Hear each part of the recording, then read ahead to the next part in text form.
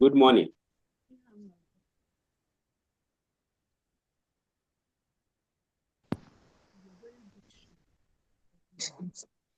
Are you here? Are you with me?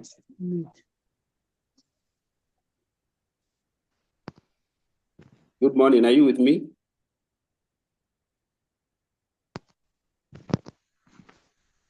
Abigail. Abraham.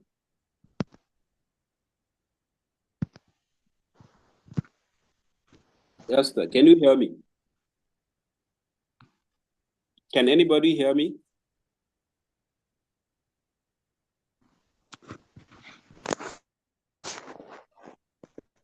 Can anybody hear me?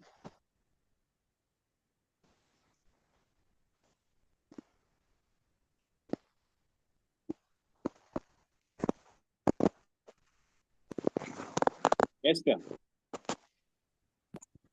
Hello. Hello.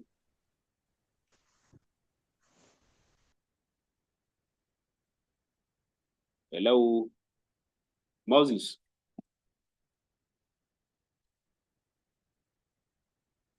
Okay. I think I should start. When you guys are done with what you are doing, you can join me.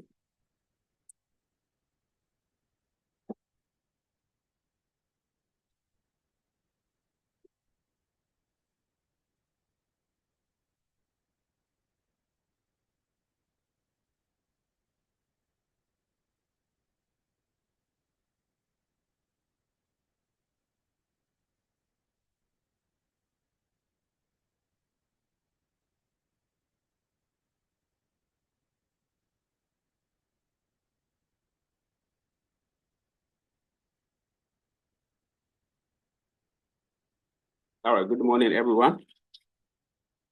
Today, we are going to resume our classes with Module 2, Chemistry of Nutrient, Study Session 4, Chemistry of Amino Acids and Protein.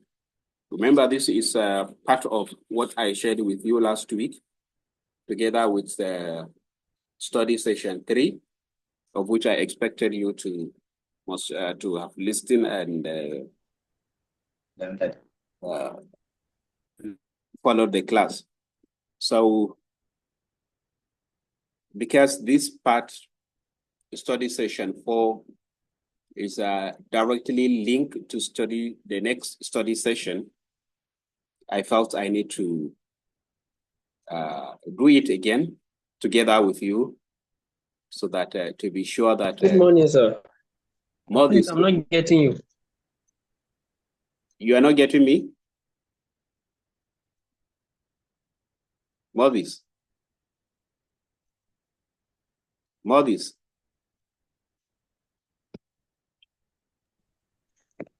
Good morning, sir. Can you hear I'm me? getting you now. Okay, good. Yes, sir. Good. Where are the rest? Where did they go? I don't really know. I only saw 3 before, and now. Please, can you tell? Yeah, put it in the group that the class started. All right, sir. Yes, thank you.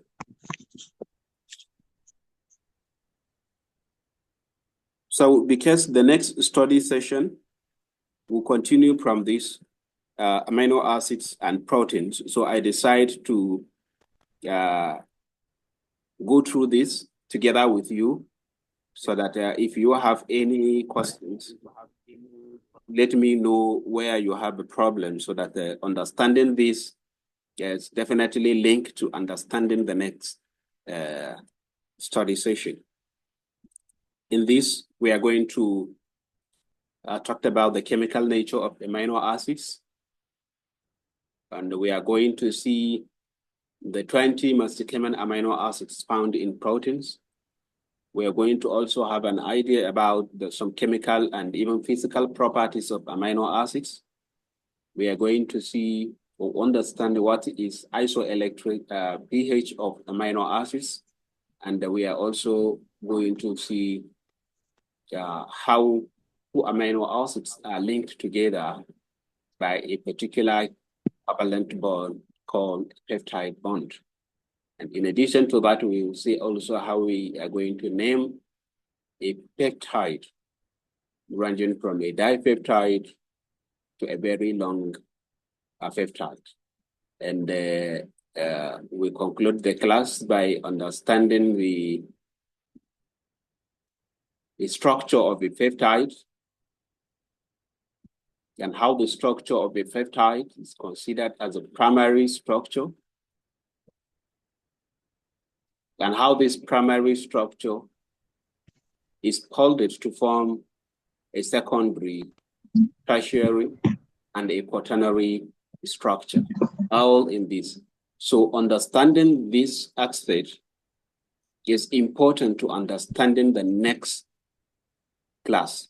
That is why I decide to repeat this class so that if you have any issue, challenges, understanding with some concept that we discuss in that class or that we'll be discussing in this class, please do not hesitate to ask a question for clarification so that when we move to the next study session, we will not have a problem or trying to struggle to understand some concept.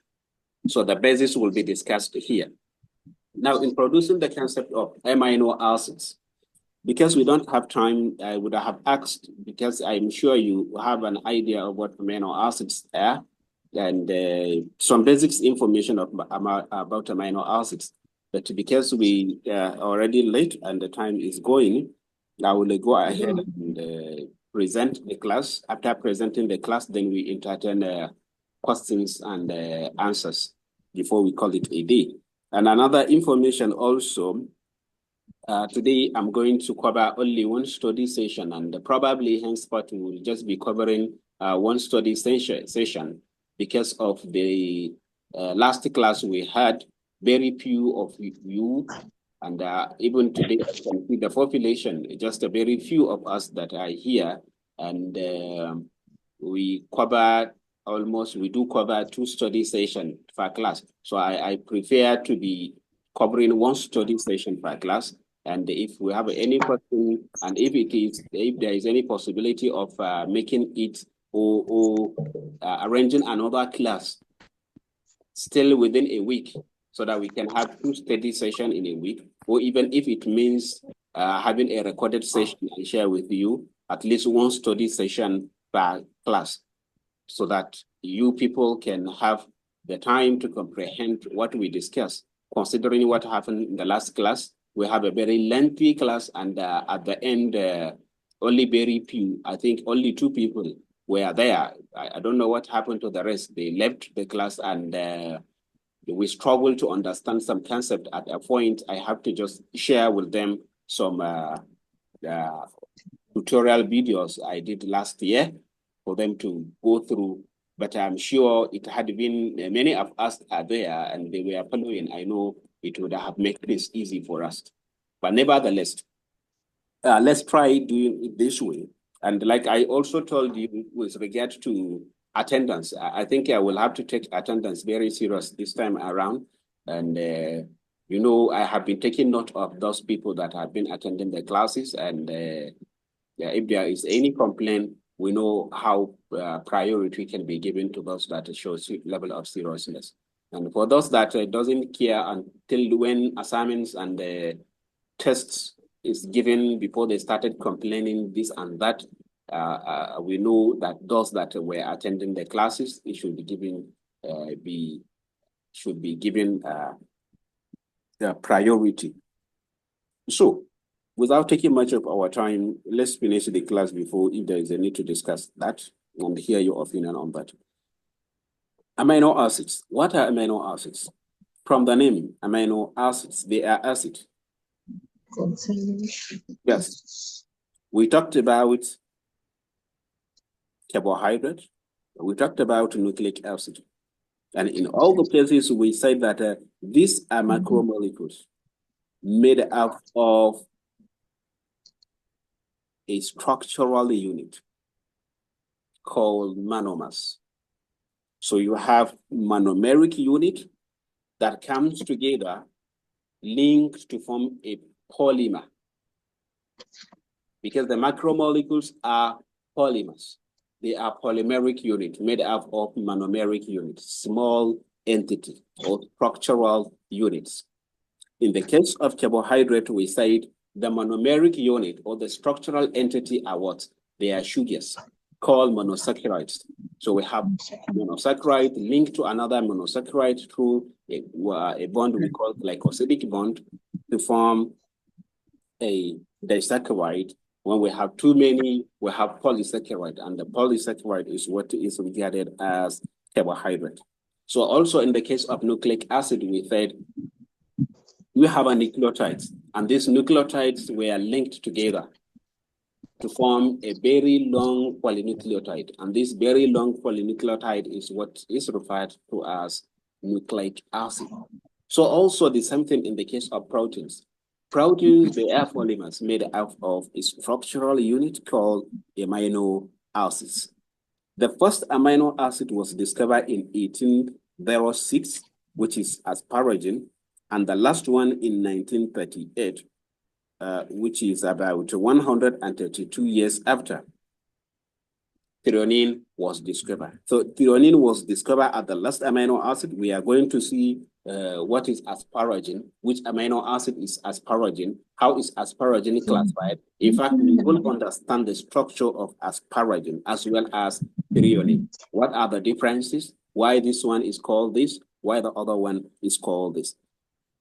But the most important thing here with regard to the naming is that in most cases, most of these amino acids were named based on maybe the sources. What was the sources through which this amino acid was first discovered? For example, a glutamate. Glutamate was discovered from a wheat gluten. A wheat gluten. Gluten is a protein found in wheat. We know what is wheat, right? And tyrosine, for example, tyrosine was isolated from a cheese. And cheese from the Greek word is called tyros then. Tyros. So that was the name tyrosine comes from. Glycine, for example. Glycine is an amino acid that is sweet in taste. And the Greek word then of sweet is glycos. So from the word glycos, we have a glycine, which means sweet.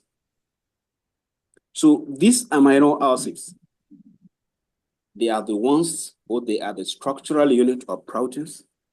You have two amino acids covalently linked together through a type of bond we call a peptide bond. When you have a very long chain of amino acids linked by a peptide bond, this is what we call a primary structure of a protein. That primary structure of a protein contains only the amino acid sequence linked by a peptide bond. This amino acid sequence linked by a peptide bond can form a secondary structure through subfolding and tertiary structure, as well as quaternary structure. We'll talk about this at the end of this class, and it will be our major discussion in the next study session. Are we together? Yes, sir. Good. Now, chemical nature of amino acids. What is the chemical nature of these amino acids? The question, what are these amino acids structurally? So structurally, amino acid consists of a four group. First one, we have an amino group. An amino group is the, you can see my cursor here. Do you see amino group? This is what we call amino group, which have a nitrogen and a hydrogen. So an amino acid contains four groups. The amino group, this is what we call an amino group. Number two, the carboxyl group. This is it. Number three, the hydrogen atom. And number four, we call it R group or side chain. all of these groups were attached to a carbon we call alpha carbon. We call it alpha carbon. Somebody will say, so if all the amino acids contain this, then what to make those amino acids different from each other? Yes, of course, what to make this amino acid different from each other is this R group. Because the R group, it doesn't make any sense to you when we say R group. What does that R stand for? So the R group can be so many things. The R group can be a hydrogen. The R group can be a methyl group. The R group can be so many things. So it is the R group that will be changing depending on what amino acid. So the R group vary and it determines the structure, the size, the electric charge, and it influences the solubility of amino acids. So in summary, it is this R group that made the amino acid to differ from each other. Are we together? Yes, sir. Yes. Good. So, like I said, this carbon, I call alpha carbon. It is the carbon in which all these amino acids were attached to. Sorry, all these 4 groups were attached to, right? Yes. So the naming goes in such a way that if this R group, for example, is made of a methyl group will be added here. So that methyl group, that carbon in methyl group is now regarded as the beta carbon. Like this, when you look at the structure down here, this is one amino acid. This is the alpha carbon. Can you see the alpha carbon on this amino acid? Yes. Yes. So we have some other carbons. This is the R group from here down to this amino group. They are all the R group for a particular amino acid. You will see you will know the name of this amino acid in particular when we are discussing all the 20 amino acids. But you should note something here. What am I trying to show you is this R group differ. Some of them have only 1 carbon, some of them 2 carbons, some of them 3 carbons, some of them some carbons and even nitrogen. Some of them even have hydroxyl group. Some of them have sulfur group, for example. But for this one, we have how many carbon? We have 4 carbon and an amino group. So what am I trying to say here is the carbon, alpha carbon, any carbon that comes after the alpha carbon is regarded as the beta carbon.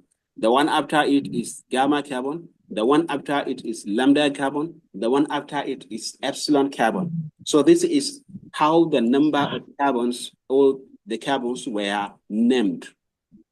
Now, depending on the naming pattern you use, if you decide now to number the carbon atoms with using numerals, we have carbon 1. But carbon 1 here, the number is started with the carboxyl carbon instead of the alpha carbon. So the alpha carbon is now carbon 2.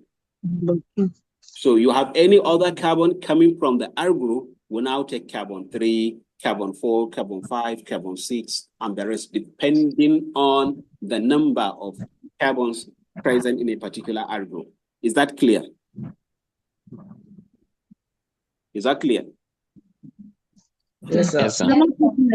Good. So I'm not too clear.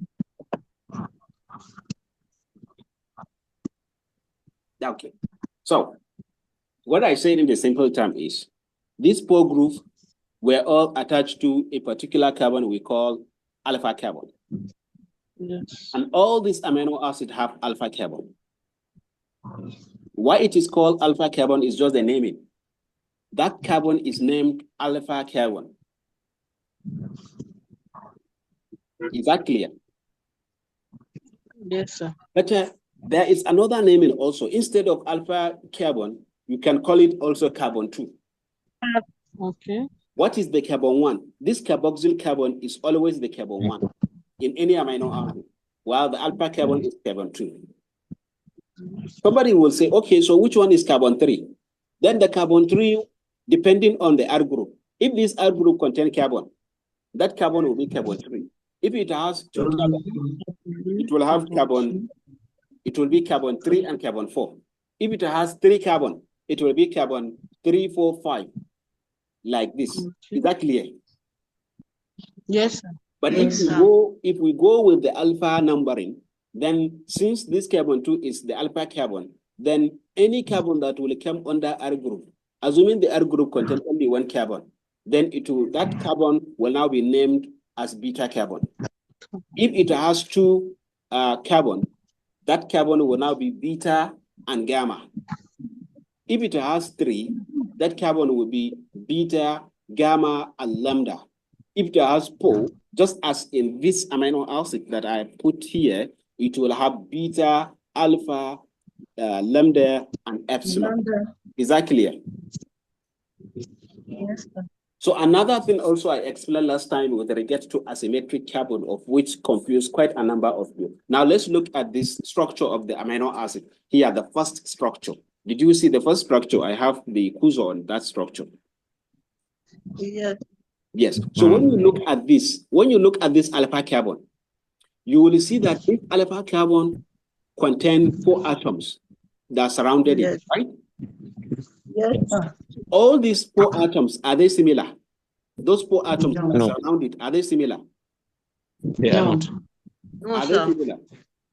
No, sir. Yes, they are not. Therefore, this carbon is now called asymmetric carbon, or it is called chiral carbon. Is that clear? Yes. Is that clear? Yes, sir. Yes, sir. Okay. It's clear. Here we'll talk about D and L isomers. Remember while I was talking about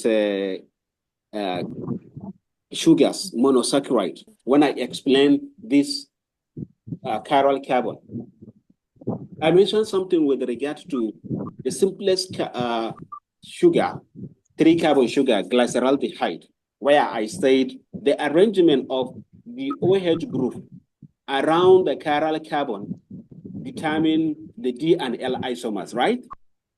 Yes, sir. Good. So when I said, when you have an OH group at the left of the chiral carbon, it is called L isomer. So it is L-glyceraldehyde. But if the OH group is now at the right side, like in this case, it is called D isomer. D isomers. Is that clear? Yes, sir. So the same thing in the Yes, sir. amino acids also.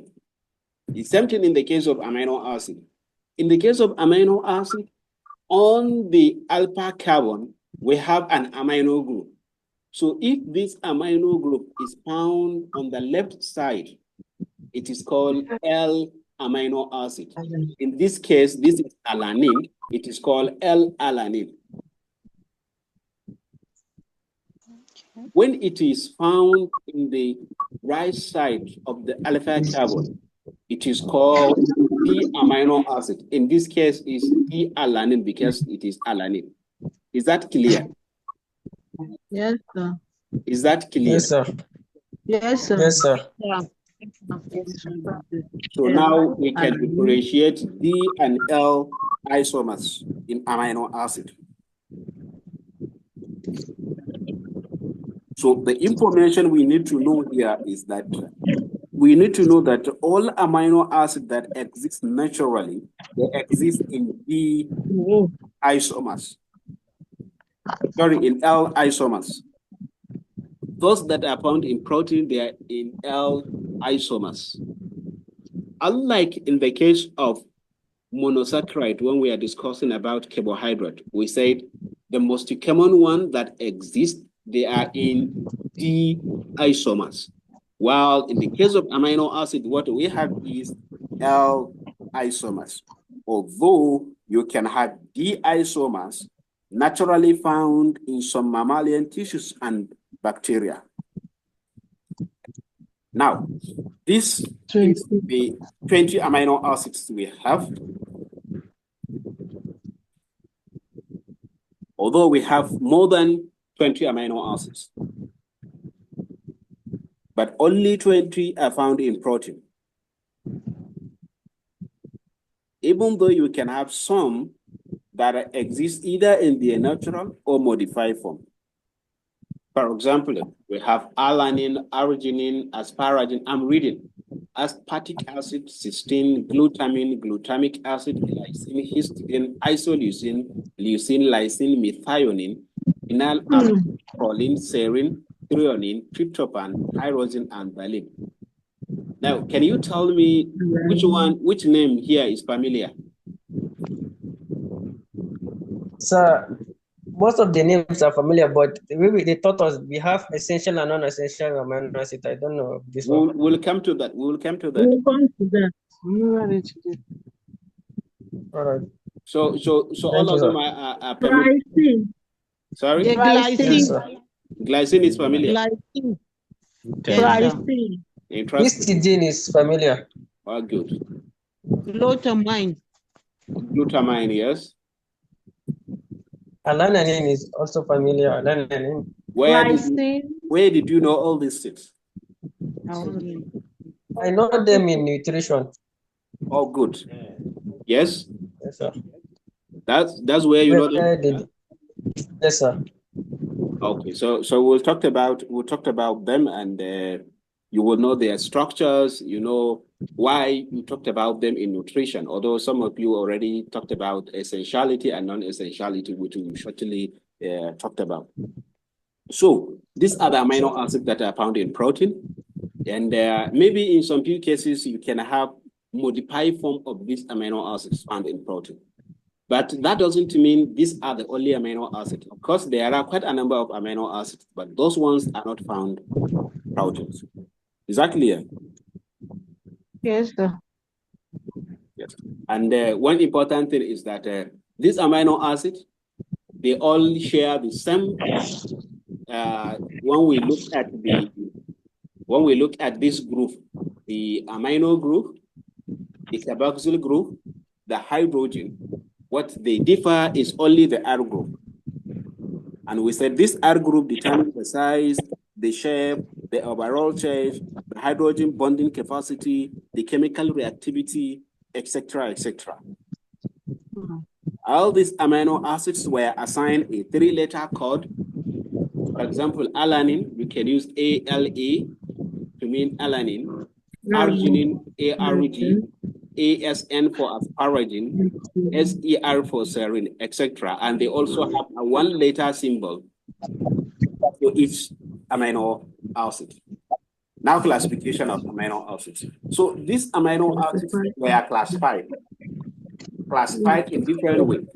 They are classified based on the structure. They are classified based on the polarity.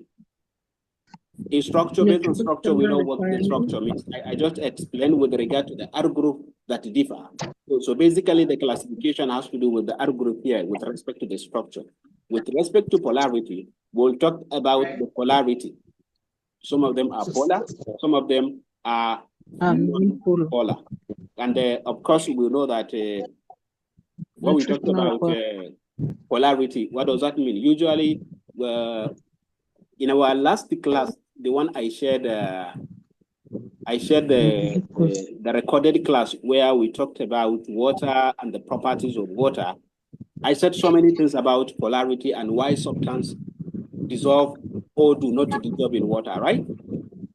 Yes, sir.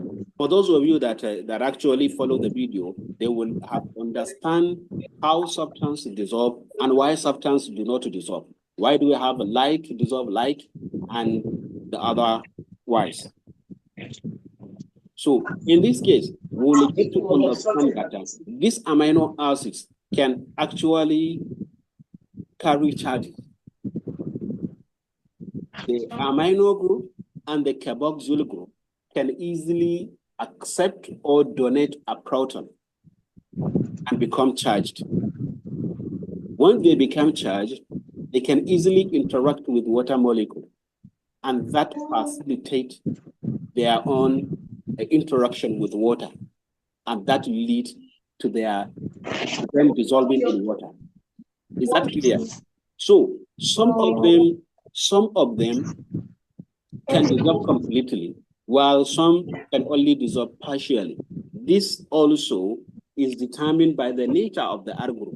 If the R group is very big, bulky, and doesn't have this charge group, and it cannot polarize, it cannot interact with water, there is the possibility that that amino acid may not likely dissolve easily in water.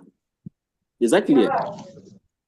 With regard to nutritional requirement, we have essential amino acids and we have a non-essential amino acids. Essential amino acids, why are they called essential?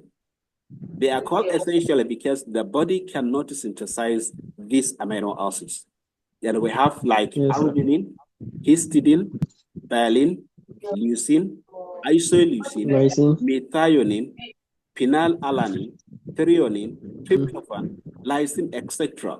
All these amino acids were regarded as essential amino acids, although among which I read just now include, among the ones I mentioned just now, include those ones that are regarded as semi-essential. We also have a non-essential amino acids. These amino acids, they are called non-essential because the body can synthesize it. Your own body can synthesize it. Therefore, they are regarded as non-essential.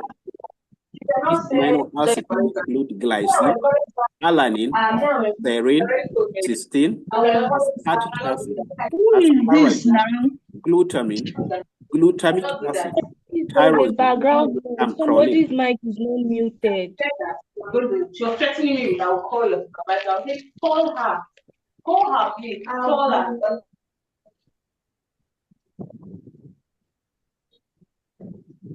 So, also we have this amino acid classified based on the metabolic PET. Metabolic PET here means what happens to this amino acid when they get into the body.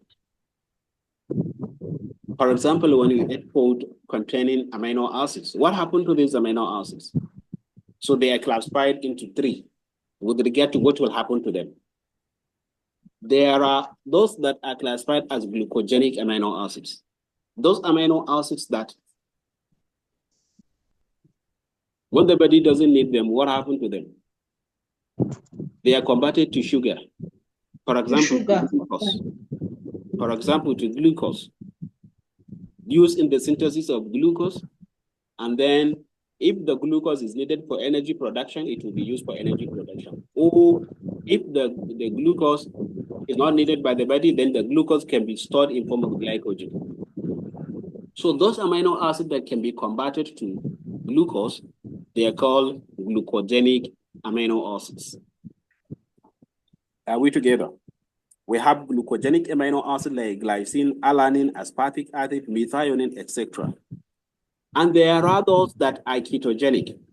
They are converted to either fatty acids or ketone bodies. The fatty acids cannot be converted to glucose, but rather, fatty acid can also be stored in the body in form of fat and oil, and they can also be used for energy production. Those amino acids are called ketogenic amino acids. Basically, we have leucine and lysine. The rest can be glucogenic and ketogenic at the same time. The rest of the amino acid can either be converted to glucogenic, can be converted to glucose, or can also be converted to fatty acid or ketone bodies. And therefore, they are regarded as glucogenic and ketogenic amino acids. Is that clear? Yes, sir. Now, for the sake of this class, in this class, we are going to elaborate more on the classification of this amino acid with regard to their own structure, which we will shortly discuss. Now, the first one is we have amino acid with aliphatic side chain. So these are the amino acid with aliphatic side chain. We have up to 5 amino acids: glycine, alanine, valine, leucine, isoleucine. Now take note of this. Look at the structure here. We have the 3-letter and the 1-letter code, and we have the structure. When you look at the structure here, we have glycine, the first one. Glycine is regarded as the simplest, or glycine and alanine are regarded as the simplest amino acid. when you look at the structure, you will see this is the carboxyl group I mentioned. This is the amino group. This is the hydrogen. Those one in red, those one indicated in red are the R group. And they are the ones that make this amino acid to differ from each other. Now, the simplest amino acid, glycine, only have hydrogen. So one thing I need to say about this amino acid, remember we talked about chirality, asymmetric carbon. So the alpha carbon in the glycine is not a chiral carbon, or is not asymmetric carbon, because, do you know why? Do you know why? No, sir. No, sir. You don't know. Yes, we don't. No, sir. Great. What did I say about a carbon to be regarded as Sir, chiral carbon? there is 3 atoms. It's supposed to be 4 atoms surrounding it, but because it's 3 atoms surrounding it, so it's not a chiral. Three different atoms. The Yes. third one, let's say we have 2 hydrogen here. So because the two of these atoms were similar, therefore it's not asymmetric carbon. Is that clear? Yes. Yeah, that is the reason. This is the reason why glycine is not considered as asymmetric, does not have an asymmetric center, therefore does not have D and L isomer. Is that clear? Yes, sir. Yeah. So, but in the case of alanine, we have a methyl group attached to it. So alanine is also simple as you can, it's just a methyl group. The R group is just a methyl group. While in the case of valine, so valine, leucine, and isoleucine, they are all regarded as branch chain amino acid because they have a branch. This R group contains a branch. Now, of course, we have this alpha carbon, and attached to it is a beta carbon. To the beta carbon, we have a two methyl group attached to the beta carbon.